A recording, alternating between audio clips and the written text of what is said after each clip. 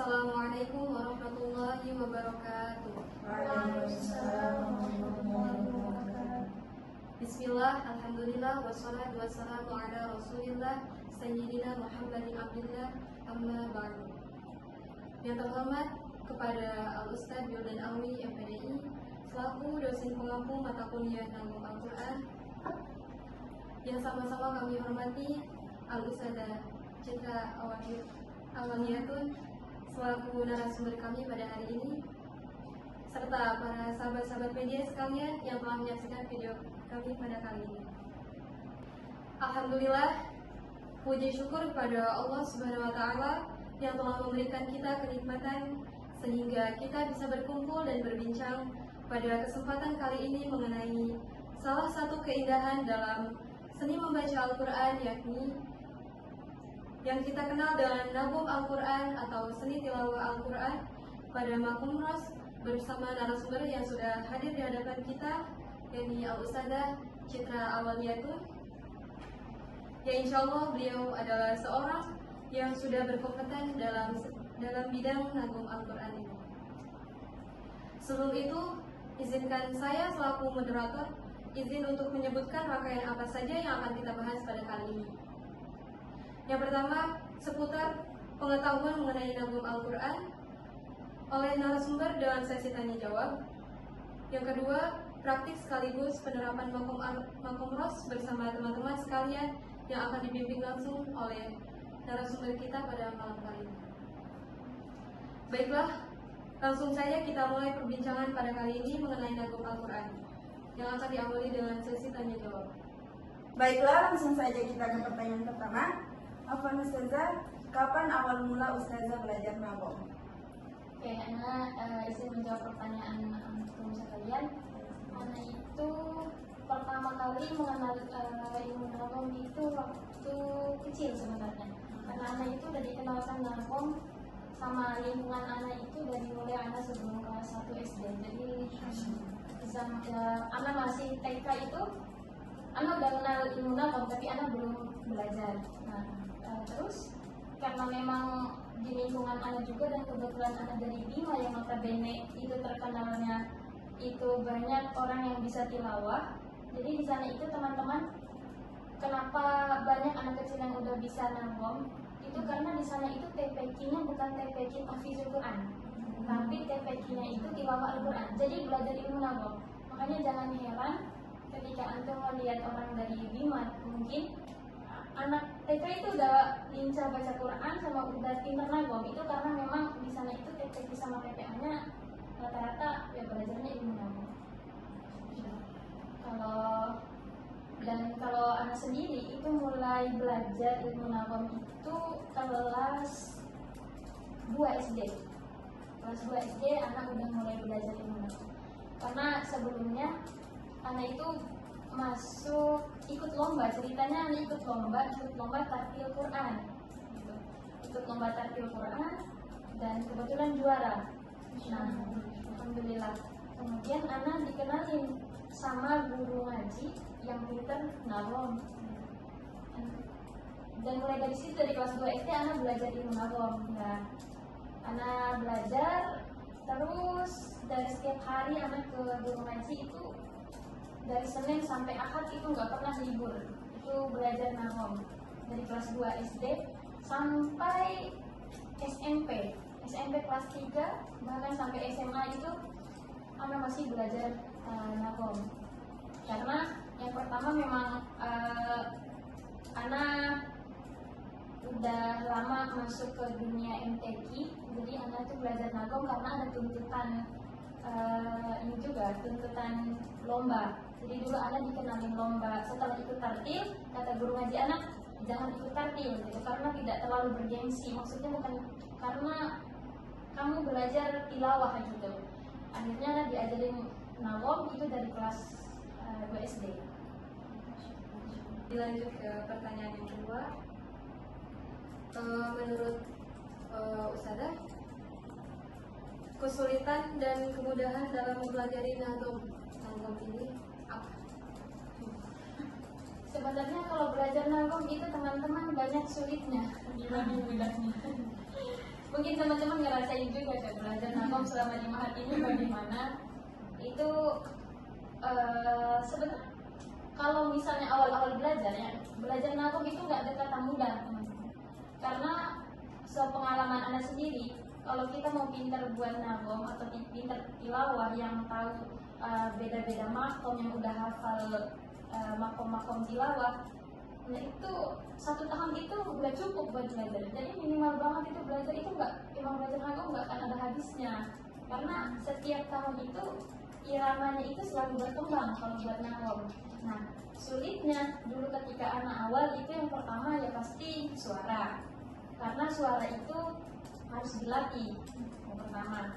Yang kedua, dulu waktu pertama kali Anda belajar nagom itu sulit membedakan ini makom apa, ini makom apa, ini makom bayatika, ini makom sobaka, ini makom roska gitu.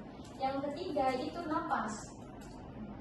Nah, awal mula tuh belajar nagom pasti semuanya bakalan menghadapi yang namanya napasnya pendek. Itu pasti karena nagom itu dia butuh napas yang panjang, karena kalau napasnya pendek itu bakalan susah. Seni di dalam nagom itu kita nggak dapat feel-nya gitu kalau napasnya pendek. Nah itu kesusahannya. Ya kalau kemudahan itu nggak bakalan kita rasakan kalau kita pertama kali belajar gitu. Jadi waktu awal-awal itu sulit, jadi butuh perjuangan memang belajar nagom. Tapi kalau kita udah bisa, ya pasti insya Allah bakalan gampang. Baik, Ustazah, izin bertanya lagi. Menurut Ustazah itu apa sih makom ros dalam ilmu nagom? Sebenarnya teman-teman,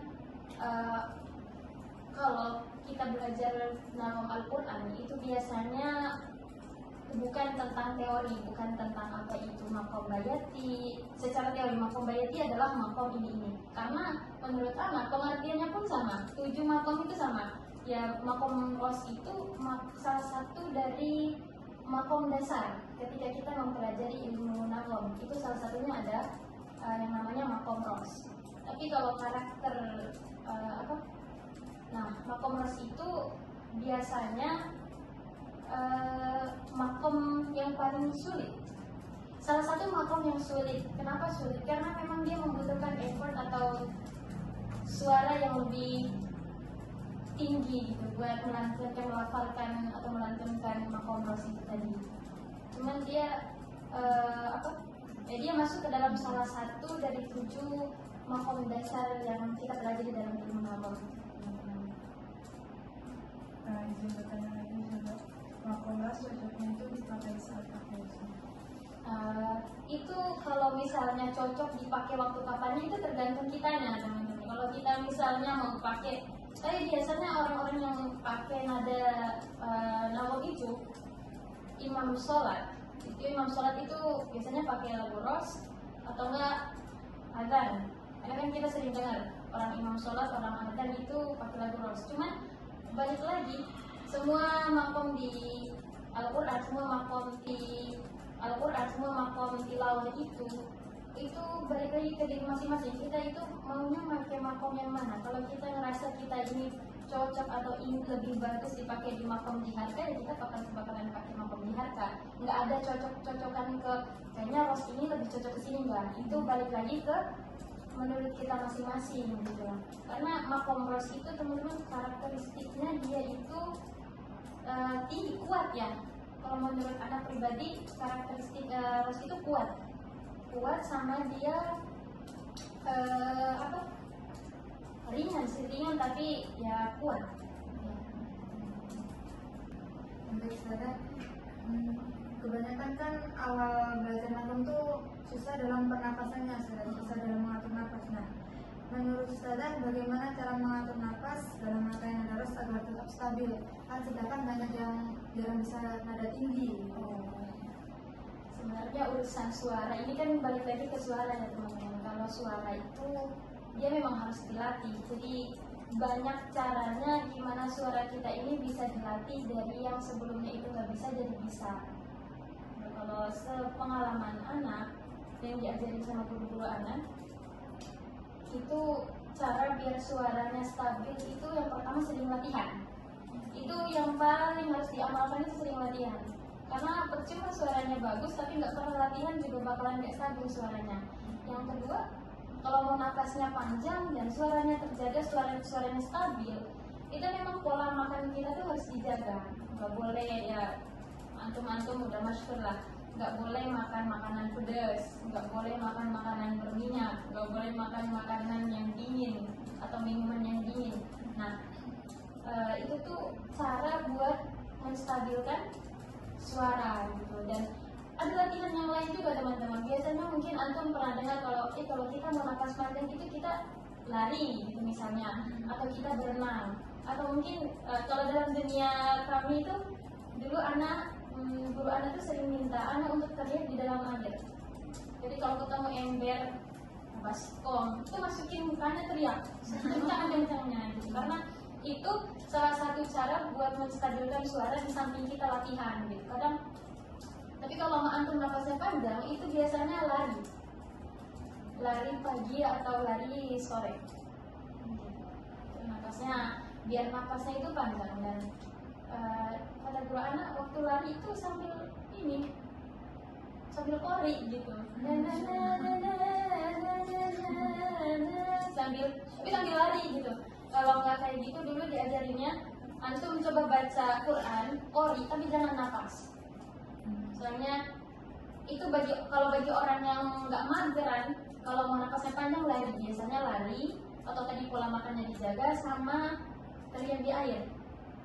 Tapi kalau bagi orang yang mageran buat ngelakuin hal-hal itu, guru anak nyaraninnya itu kita ngaji tapi jangan ambil napas. Misalnya satu halaman kita nggak napas gitu. Ngaji itu bisa kayak gitu.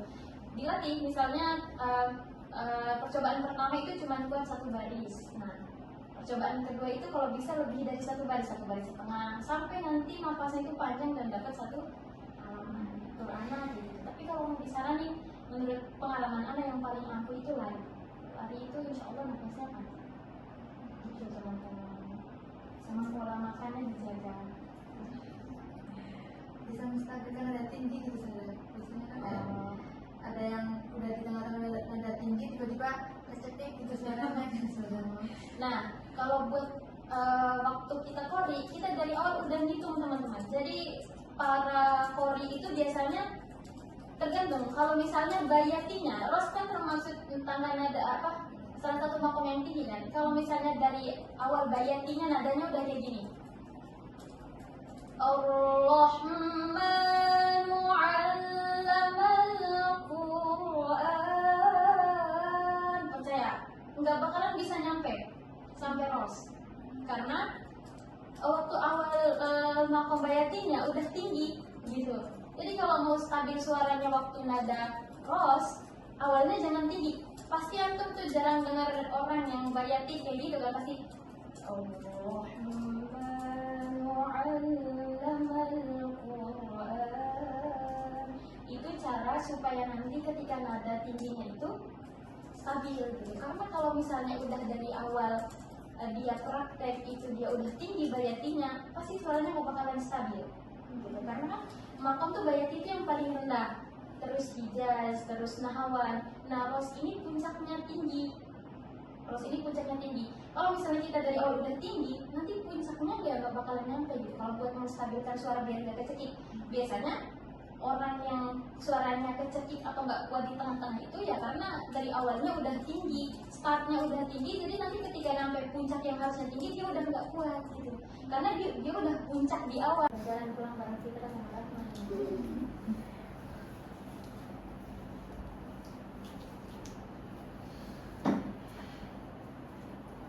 Langsung anak apa dia dulu?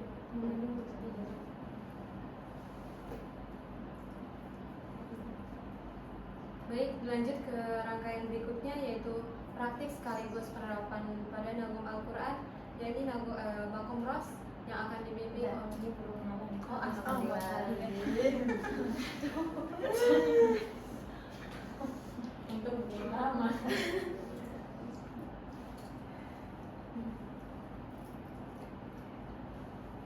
Baik, dilanjut ke rangkaian berikutnya yaitu praktik sekaligus penerapan makom ros bersama teman-teman sekalian yang akan dibimbing langsung oleh Ustazah Citra. Oke, teman-teman, rasanya kalau praktek kita belajar nagom itu cuma belajar ilmu teori nggak bakalan bisa, karena ilmu nagom itu ilmu praktek ya. Jadi sekarang kita sama-sama belajar gimana sih itu karakter atau jenisnya lagu Rose itu. Nah, biar kita juga tahu gitu. Jadi ketika ada teman-teman kita yang lain yang korek, jadi kita udah tahu, oh ini kayaknya lagu Rose gitu ya. Jadi di lagu Rose itu teman-teman ada 3 tangga nada. Yang pertama awal, ada tangga nada jawab, ada tangga nada jawab berjawab. Nah, yang awal ini biasanya paling rendah gitu di antara nada jawab sama jawab berjawab. Nah, sekarang kita coba kita pakainya surah Ar-Rahman aja ya prakteknya. Bismillahirrahmanirrahim. Tangga awal nada Rose itu seperti ini. Ar-Rahmanu 'allamal Qur'an.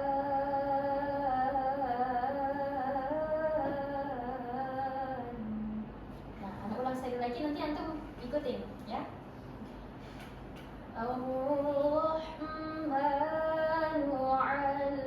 'allamal Qur'an.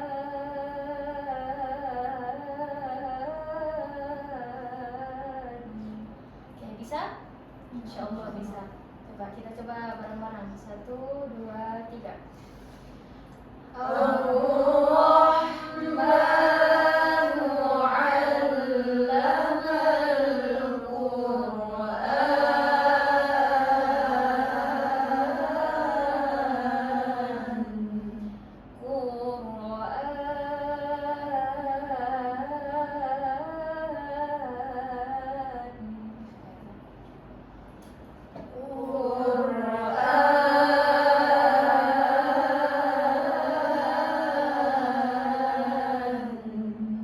Berarti anak ulang sekali lagi. Syajaru yasjudan.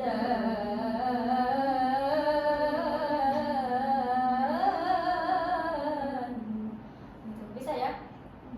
Nah, 1, 2, 3.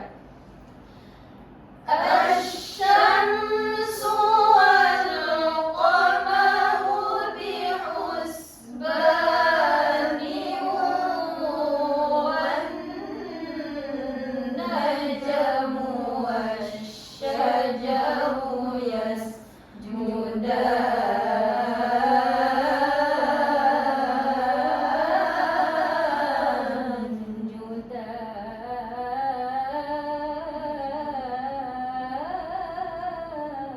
Nah, gitu ya. Coba. 1, 2, 3.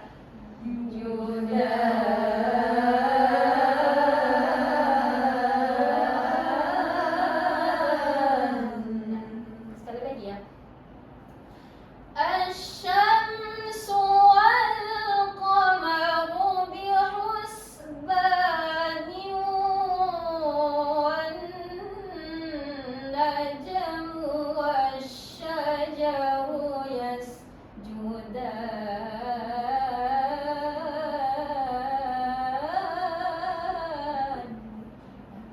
1, 2, 3.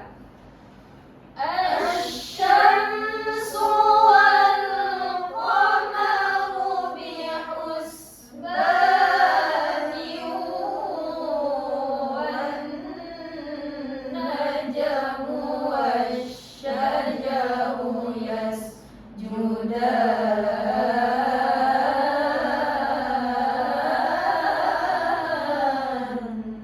Nah, terus habis itu biasanya langsung sikat. Itu udah beda nada lagi. Jadi tadi ada 3 ya. Pertama tangga nada awal, jawab, terus jawab. Kita coba praktek dari awal sampai akhir ya. Ya, terakhir. Oke. Bareng-bareng. 1, 2, 3. Ar-Rahmanu 'allamal Qur'an.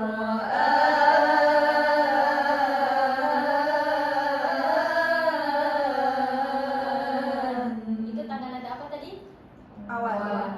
Terus sekarang tangga nada? Jawab. Coba. Wahid, itsnain, salasa. Khalaqal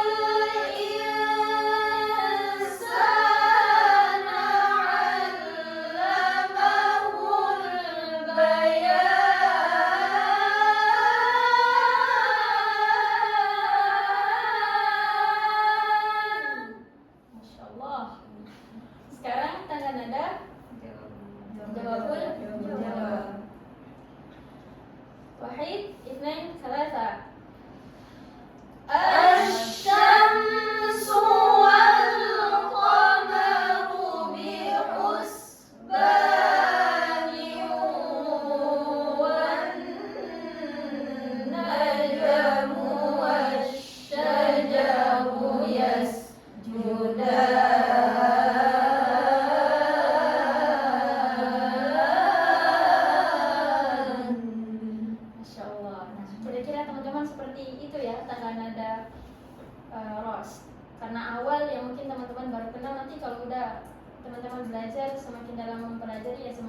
bagus nanti.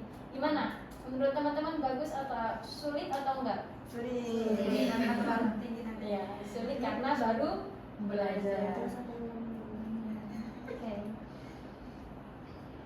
Baiklah, alhamdulillah tadi sudah kita praktikkan langsung tentang nagum Al-Quran Makom Muras ini.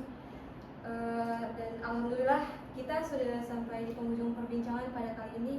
Tentunya banyak sekali ilmu yang telah kita dapatkan bersama tentang nagum Al-Quran, khususnya pada Makom Muras dari awal hingga akhir rangkaian perbincangan tadi. Sungguh penjelasan yang telah disampaikan oleh Ustazah Citra Awaliyatun hari ini sangat membawa manfaat sehingga kita bisa mengetahui lebih dalam tentang seni keindahan dalam membaca Al-Quran. Selanjutnya untuk pertanyaan terakhir, apa pesan Ustazah untuk bagi kami yang pemula yang baru mempelajari nagum? Yang pertama, tentunya teman-teman sekalian yang ataupun pemirsa yang nonton yang baru pertama kali belajar ilmu nagum, yang satu yang harus ditanamkan itu nggak boleh malu kalau suaranya itu pas-pasan. Karena jujur teman-teman, anak itu terlahir bukan dari keluarga yang bisa nagum. Jadi anak murni karena belajar dari kecil. Jadi kalau ada yang mengatakan bakat suara itu adalah keturunan, enggak juga, karena anak merasakan orang tua anak suaranya biasa-biasa aja, tapi karena dilatih jadi bisa. Jadi teman-teman ketika ingin belajar ilmu nagum, jangan insecure dan jangan malu kalau suaranya pas-pasan, karena kalau udah malu sama suara kita yang pas-pasan, kita nggak bakalan mau belajar ilmu nagum, karena sejatinya nggak ada orang yang bisa langsung belajar itu langsung bisa, pasti butuh belajar dulu, gak ada itu ilmu laduni gitu. Jadi semuanya memang harus belajar, jadi jangan insecure, jangan malu kalau suaranya pas-pasan. Nah, terus yang kedua, anak pribadi itu termotivasi untuk belajar nagum itu karena ada salah satu hadis itu Zainul Qur'ana bisautikum. Jadi hiasilah Al-Quran itu dengan suara kalian gitu. Gimana dengan ilmu nagum ini teman-teman, dengan kita bisa belajar ilmu nagum, jadi orang-orang itu ketika beda feelnya teman-teman, ketika kita belajar ilmu nagum, ketika kita membaca Al-Quran dengan menggunakan nada sama enggak.